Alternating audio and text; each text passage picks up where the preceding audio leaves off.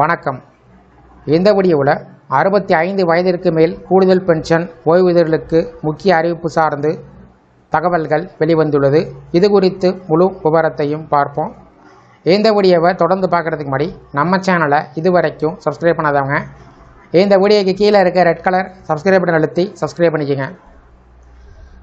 அரசு ஓய்வூதியர்களுக்கு 80 வயதிற்கு பின்பு கிடைக்கக்கூடிய அதிகரித்த ஓய்வூதியத்தினுடைய பலன்கள் 65 வயதிலிருந்தே கிடைக்க வேண்டும் என்று நாடாளுமன்ற நிலைக்குழு மீண்டும் பரிந்துரைத்துள்ளது.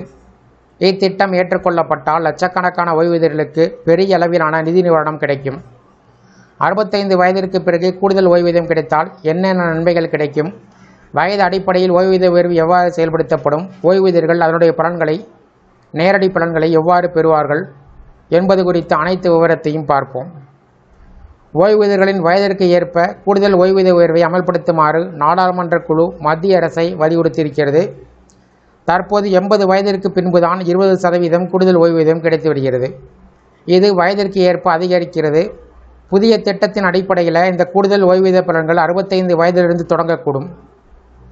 65 வயதிற்கு பின்பு கூடுதல் ஓய்வூதியத்தை வழங்க தொடங்க வேண்டும் என்ற நாடாளுமன்ற குழுவினுடைய பரிந்துரை ஏற்றுக்கொள்ளப்பட்டால் ஓய்வூதிய உயர்வு பின்வருமாறு இருக்கும். 65 வயதிற்கு மேல் 5% கூடுதல் ஓய்வூதியம், 70 வயதிலிருந்து 10% கூடுதல் ஓய்வூதியம், 75 வயதில் 15% கூடுதல் ஓய்வூதியம் வழங்கப்படும்.